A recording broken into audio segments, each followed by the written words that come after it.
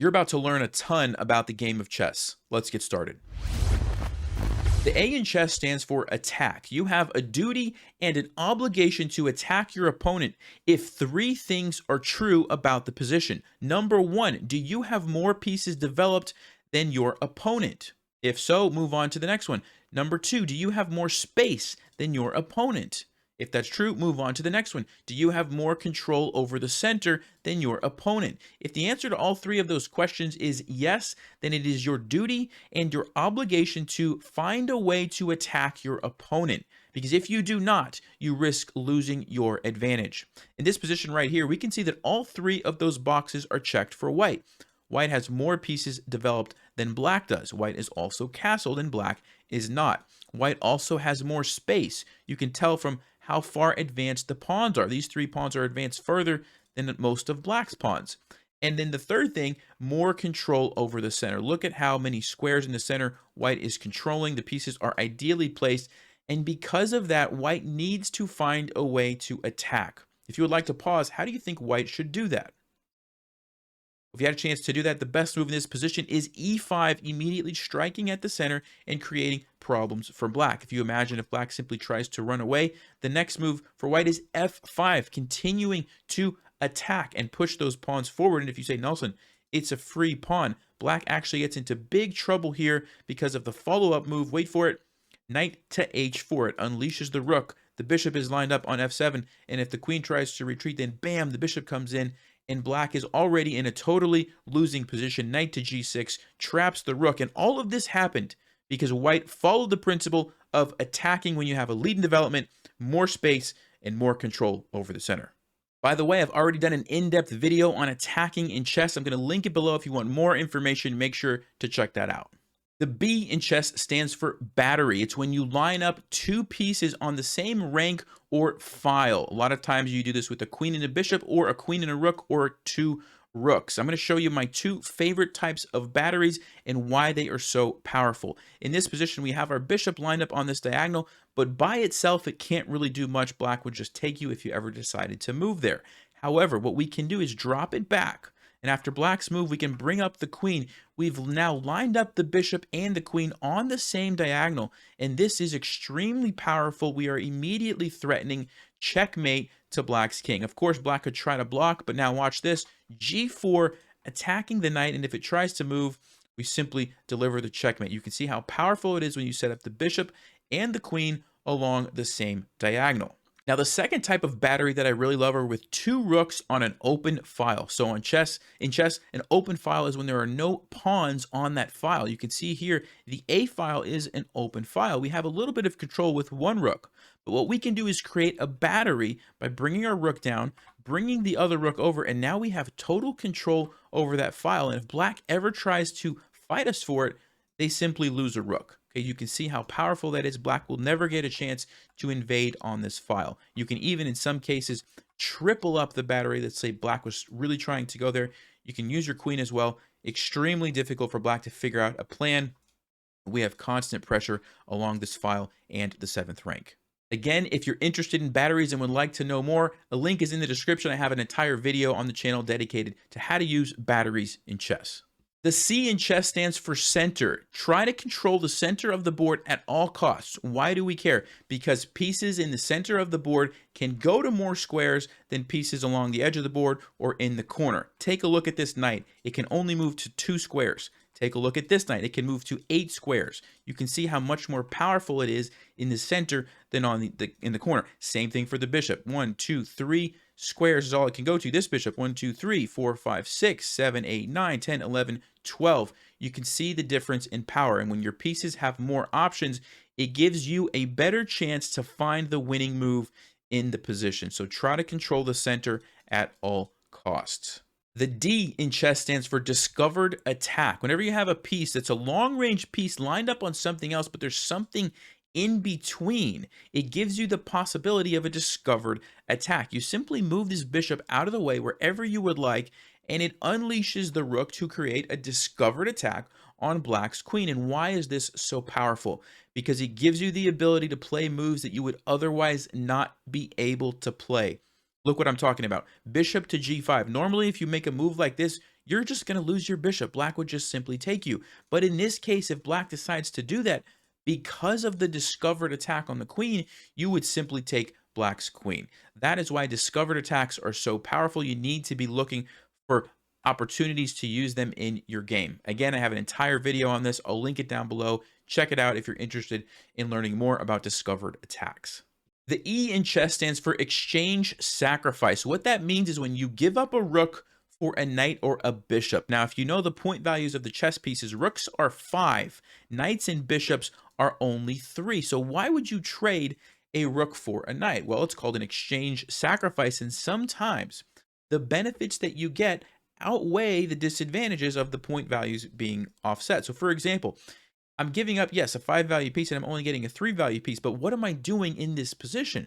I'm exposing white's king to long-term weaknesses. I'm also really messing up the pawn structure. Again, long-term weaknesses. And because of this, this is actually a good position for black. See, eventually, these weaknesses are going to be too much for white to defend. Yes, they can temporarily kind of start defending, but we're going to play b5, and white's king is going to be permanently weak. The pawns are going to be permanently weak, and as the game goes on, black is going to be able to take advantage of this. Now, this is a much more advanced tactic, so if you are a beginner or new to chess, I would recommend being careful with exchange sacrifices. It's more of an intermediate or advanced concept. The F in chess is for fork. It's never a good idea to play chess on an empty stomach, so you make sure you have...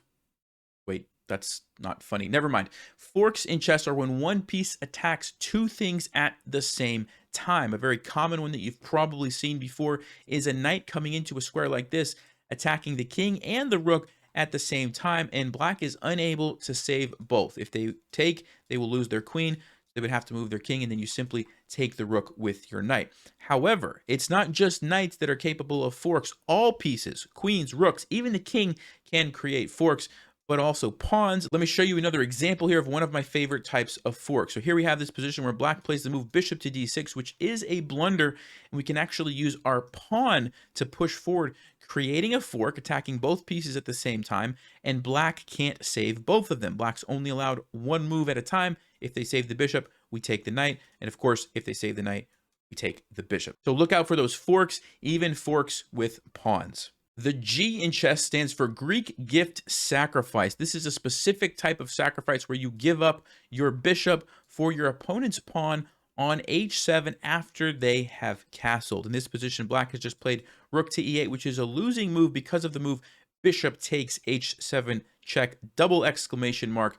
It's super powerful because after black recaptures, you jump in with the knight, and the king is forced to come out and get attacked by your pieces. You say, why is it forced? Can't black just retreat? The answer is no, because if you retreat, queen to h5, there are 2 checkmate threats here, and black can't save both of them. There's really nothing for black to do. If you imagine if they go here, this is simply checkmate immediately. The bishop is cutting off the escape square, and even the best move that they could play would be to just throw in some random checks, and that you still can't stop both of the checkmate threats. So because of that, the king actually has to come out, but now again, you can continue to attack the king. There's multiple ways that you can do it. Queen g4 is my favorite, just lining up on the king, setting up something that we already looked at, a discovered attack on the king, also known as a discovered check. Super powerful, super dangerous, and already white is in a winning position. So the Greek gift sacrifice, I talk a lot about this in my Gambit course for e4 players. Link to that is also below if you want to check that out.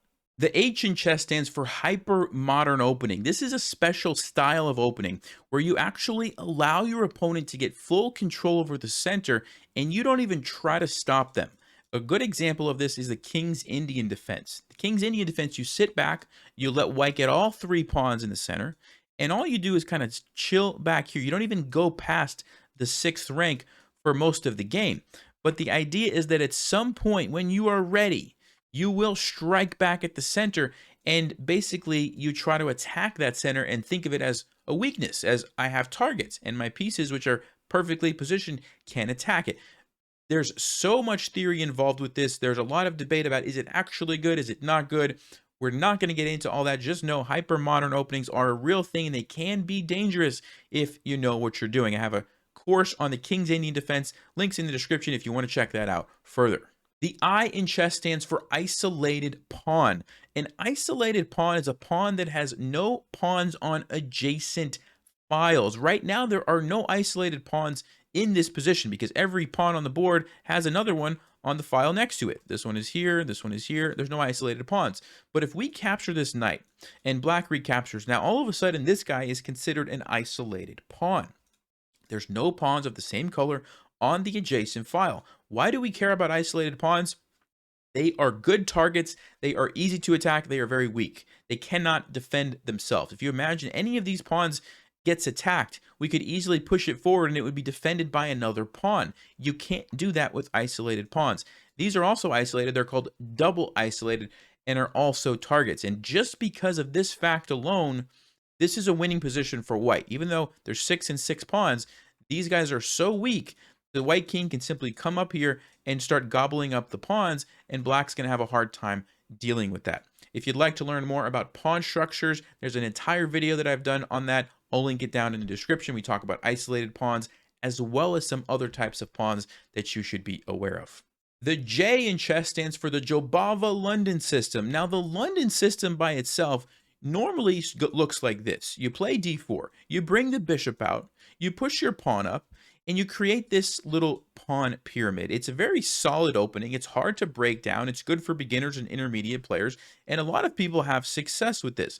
However, it can be a little bit boring and slow, and you don't really get to get the super aggressive position a lot of times. So one way that you can kind of change that up is instead of putting your pawn on c3, you bring the knight to c3. And this opens up opportunities at some point in the game to play moves like knight to b5 and put a lot of pressure on the c7 square. Now, I think there are other things that go along with this. I'm not an expert on the Jobava London, but that's the basics that I am aware of. There's a video that I've done on the channel where I talk about traps in the London. There's 17 different traps covered.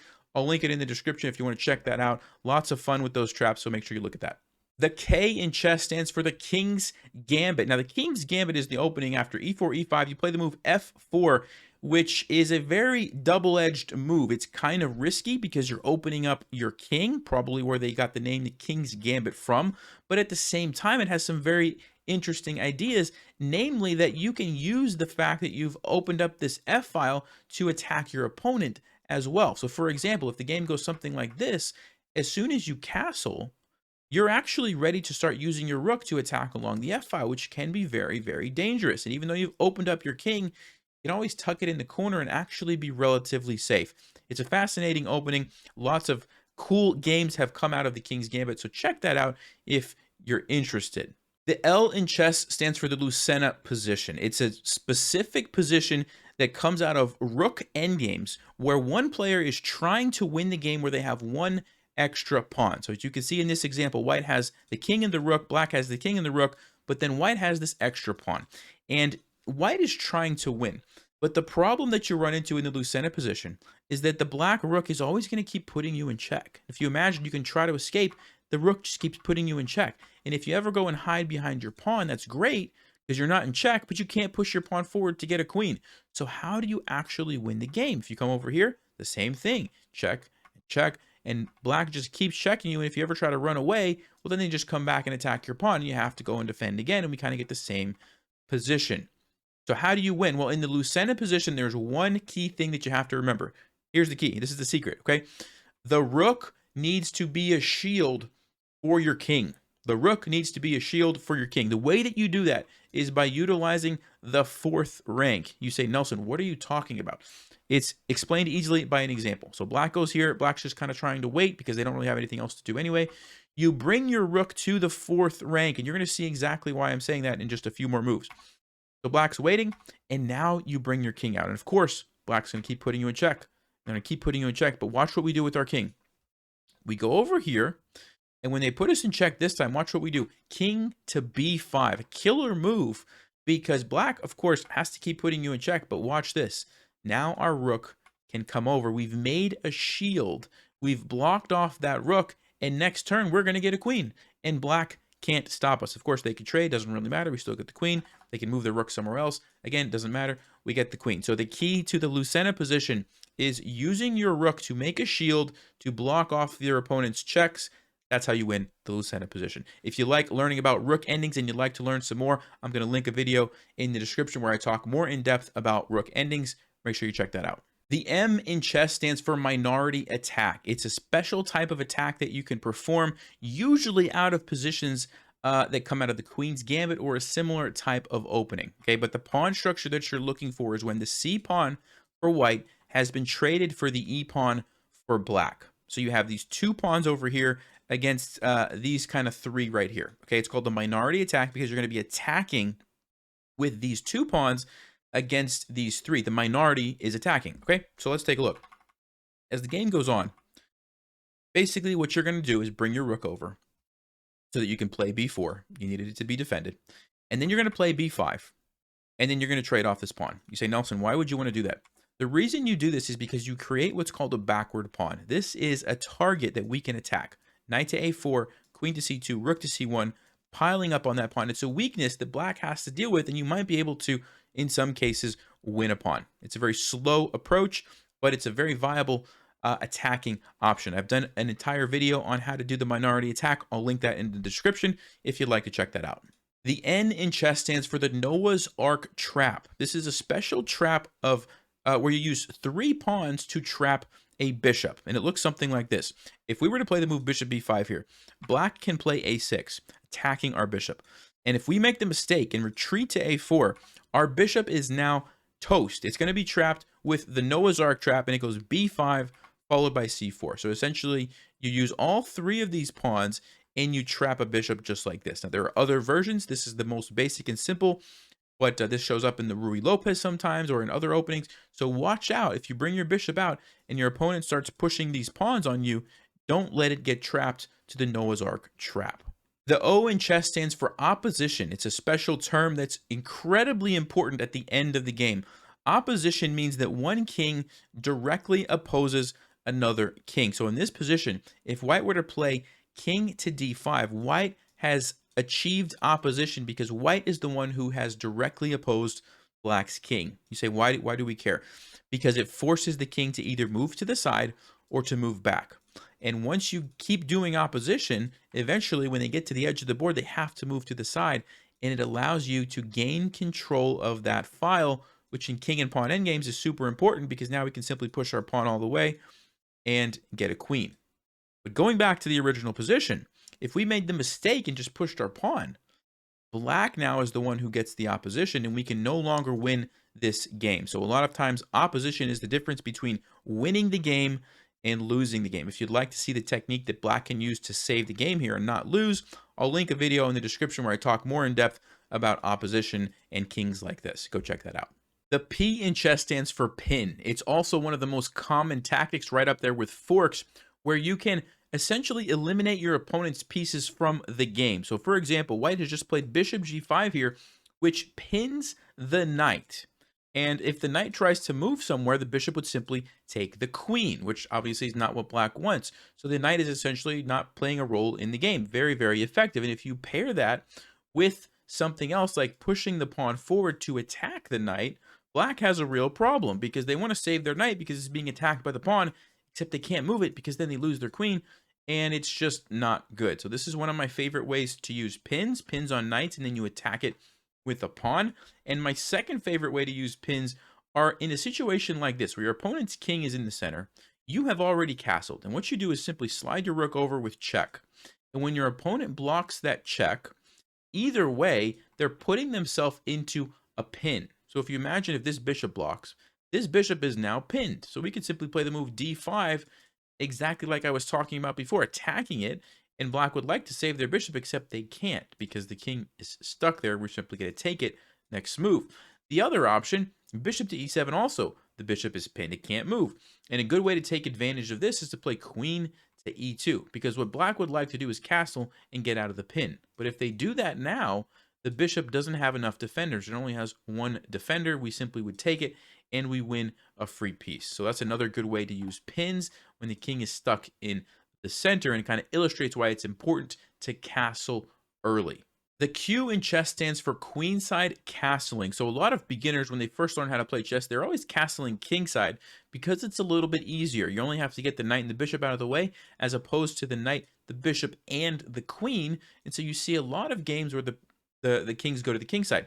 However, queenside castling is a very good strategy in some situations, primarily because it activates your rook right away. See, the center files a lot of times are good places for your rooks to go, and when you castle queenside, because the fact there's an extra piece in between, the way that it works out is your rook just lands on one of those center open files. As opposed to castling kingside, you have to waste a move with your rook to bring it over. So in this example here, white plays bishop g5, followed by castling queenside, and the rook is immediately activated. And you can see, for example, on bishop e7, after e5 takes, all of a sudden, that rook is playing a role in this game. Normally, rooks are endgame pieces, but when you castle queenside, a lot of times you can activate those right away. So that's something to keep in mind. The other thing about castling queenside is if your opponent castles kingside, you can castle queenside and then throw your pawns forward to attack your opponent's king. Now, you have to be aware they might do the same thing to you, but a lot of times what happens is you get some very dynamic and exciting games. And so if you like exciting chess where both players are attacking, you might consider castling queenside, especially if your opponent castles kingside. The R in chess stands for Rook Lift. This is a way to activate your rook in a different way than what we just talked about. So let's take a look at an example. This is very common in a stonewall type of setup. So this is a stonewall setup. If you didn't know that, it's okay. But the important thing is that the F pawn has been moved forward. Whenever you see that, you want to be thinking, maybe I can do a rook lift. And the way it works is you castle, you move your knight, and you simply bring your rook up to f3. And the reason we're going here is because now we can slide over either to g3 or to h3, and all of a sudden our rook is lined up and attacking our opponent's king. This can be very, very powerful and is a good one to remember. If you'd like more information on this and exactly how you would go about orchestrating an attack on your opponent's king, I'm going to link a video in the description about the boiling frog attack where we talk more about that. The S in chess stands for skewer. Now, a skewer is very similar to a pin, but it's kind of flipped around. It's backwards. So what do I mean by that? Well, when you pin a piece, so here's an example of a pin. We slide the rook over, we're pinning the bishop to the king. The bishop cannot move because there is a high value piece behind it, right? It would be an illegal move. You're putting your king in check because of the high value piece. A skewer would be the exact same thing, except these pieces would be flipped. So now the high value piece is in front. So when we do the skewer, the check happens immediately. The king has to leave, and then we can take or capture the lower value piece behind. Okay, so exact same thing, except the order is flipped. Okay, so same kind of thing. Whenever you see pieces lined up either on the same file or the same diagonal, be looking because you might have a pin or you might have a skewer. And if you'd like to see another video where I talk about skewer tactics and how you can take advantage of those, I'll put that in the description as well, where I go more in depth on skewers. The T in chess stands for tempo. A tempo in chess is just one move. So every time I make a move, that's one tempo. Every time my opponent makes a move, that's one tempo. And there's an important concept of not losing tempos as you play the game, or you will fall behind. So let me show you a good example of this. One of the most common ways that players lose tempo is when they bring their queen out too early. This is the Scandinavian opening, and when black does this, we can play the move knight to c3, which gains a tempo on black's queen. Why? Because we're able to play a developing move, and black is not. Black doesn't have the luxury of being able to play a move like this, or they simply lose their queen. They have to move their queen. And what some people do is play queen here check. And after this, they go here trying to take this pawn. But the problem is they end up losing so many tempos on their queen. Watch this. Knight to f3, and if they capture, bam, rook to g1. Again, we're attacking the queen. They have to move. Okay, they go here. Bam, we attack it again. They have to move. Okay, they go back here. We play d4. Opens up the bishop, hits the queen with another tempo. You can see all of these moves we've basically gotten for free because black's just been having to move the queen around. That's the power of gaining tempo. Bam, another tempo, and then boom, here we go. The queen is pinned, and we're totally winning. Look at this. All these moves we've essentially got for free. That's the value and the power of gaining tempo. So if you're playing as black, you want to try to avoid that at all costs. Let me give you an example. Let's flip this from black's perspective. One way to avoid the tempo loss here is instead of bringing out your queen, you play knight to f6. And your point is that after knight c3, you're going to recapture with the knight, because now when you take, there's no knight to attack your queen, and you don't lose a tempo. White has to do something, and then you can actually develop your pieces. So just a quick example. The U in chess stands for under promotion. So for those of you who don't know, when you get your pawns to the back rank, you can get another queen. But you don't have to get another queen. You can also get any other piece that you want, a rook, a bishop, or a knight. And in this particular example, if we get a queen, we lose the game. Black has a whole bunch of queens sitting over here just waiting to checkmate us. A queen literally does nothing for us. Same thing if we take here. It doesn't do anything. Black just takes it. Well, I guess it's a stalemate, so you could say that that's something.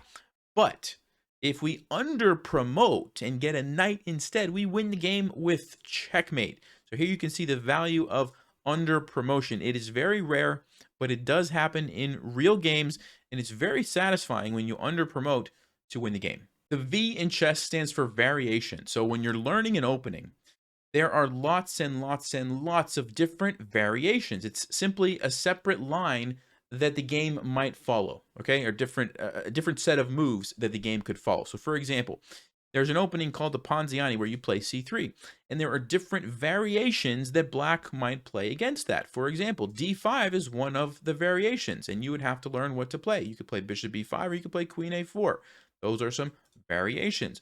Or black might play knight to f6 and attack your pawn this way. And then again, you have variations. You could defend with the pawn. You could play d4, which I believe is the main line. But there are different variations. And this is why chess is so complicated, because of the incredible number of variations. The W in chess stands for weakness. And there are typically two types of weaknesses in chess: short-term weaknesses and long-term weaknesses, or short-term weaknesses and permanent weaknesses. You say, what's the difference? Well, short-term weakness would be something like this position right here. Black has the weakness that they are behind in development. Notice how white has 3 pieces out. Black hasn't really done anything. They've just moved a bunch of pawns in this random rook. And that is an advantage for white, and it's a weakness for black. However, it's a temporary weakness in the sense that if white were to go back and forth with their king, move it back and forth for a couple of moves, black could develop those pieces, and that weakness would be gone, right? It's a temporary weakness. However, if we compare that to this position, let me just show you. Black played knight a6 and white captured it. These pawns are double isolated pawns that are a permanent weakness. They are not going anywhere anytime soon unless something weird happens, like maybe this pawn moves up and it captures. You could argue that they would no longer be a weakness, but generally speaking, that's going to stay that way for the rest of the game. It's a permanent weakness that's not going anywhere. So whenever you see a temporary weakness like this, usually you want to take advantage of it right away. And that's why in this position, the best move for white is e5, striking right away to take advantage of the fact that all of black's pieces are on the back rank. And if you're wondering what happens here, queen to h5 is a killer move, going for the checkmate threat. They're also attacking here and really taking advantage of the fact that black can't really do anything because all the pieces are on the back rank. The X in chess stands for X-ray, and essentially it's a type of situation where one piece is lined up on a diagonal or file or rank with another piece, and there's a way you can make use of that in a tactical way. Okay, so in this position, this bishop is kind of X-raying the pawn. So it's lined up with the pawn, but there are some pieces in between. So it's kind of similar to like a pin or a skewer, but the X-ray usually is a different type of tactic. Okay, so this is not a pin necessarily. The bishop could kind of freely move if it wanted to. I guess you could argue that maybe it's pinning the bishop to the pawn is in a sense. It's really not what the X-rays are about. The way that they are used can be different. But in this example, white can actually capture the pawn with the knight, making use of the fact that it's actually defended by the bishop via the X-ray. Okay, so if you imagine, the other way that you might try to take advantage of this would be to trade the bishop and then take the pawn. The problem here is that it allows black's knight to come in and start hunting your own pawns, which is not really what you want. But you could make use of the X-ray by simply capturing here, and after this you simply take, and now you have 2 pawns ready to go and you're going to win the game. Okay, so not as common, I would say, as some of the other tactics, but whenever you have pieces that are lined up on diagonals or files, look for those X-ray tactics. And the Y in chess stands for yo, yellow, yes, you, yan, Nepomniachtchi, yikes. What does Y stand for? I have no idea. The Z in chess stands for Zugzwang. Zugzwang is a special term which essentially means one player is forced to make a bad move. Okay, so imagine you have a perfectly solid position, everything looks good, nothing is wrong with your position, but as soon as you make a move, you have to play a bad move because that's all that's available to you. That's Zugzwang. And because you can't pass, that's why it exists. So imagine this position here. Black has a great position. The pawns are stopping these pawns. Nobody can really move pawns forward. They're just stuck, and they're all defended. If black could just pass for the rest of the game, white wouldn't be able to do anything. However, because you can't pass, white plays the move king to d6, attacking the pawn, but also forcing black to make a bad move. Black wants to leave the king there, defend the pawn, but you can't because it's Zugzwang. You have to move, and anywhere that you move the king, it doesn't matter, simply loses the pawn, and then you lose your other pawn, and you lose the game. Okay, so that's Zugzwang. It usually shows up at the end of the game. Very common in these like king and pawn type endings. Sometimes you see it in other situations as well, but it's when you can't pass, you're forced to make a bad move. Those are the ABCs of chess, my friends. I hope you'll learn something, and make sure to check out the description for links to all of those extra videos if you're more interested in a particular topic. Thanks for watching. Stay sharp, play smart, and take care.